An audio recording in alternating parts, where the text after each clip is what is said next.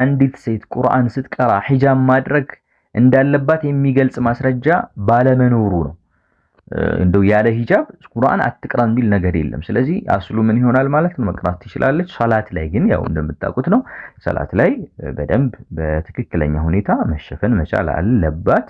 መሸፈን ያለባትን አካል እግሮች በምሳሌ መሸፈን መቻል አለባቸው ሶላት ላይ ሴት ልጅ ስትቆም በዚሁ አጋጣሚ ጠቆም ለማድረግ ነው። ከዛ ውጭ ግን ቁርአን ስትቀራ ሂጃብ የሚያገናኘው ነገር የለም። ብትለብስ ግን የተመረጠ ነው።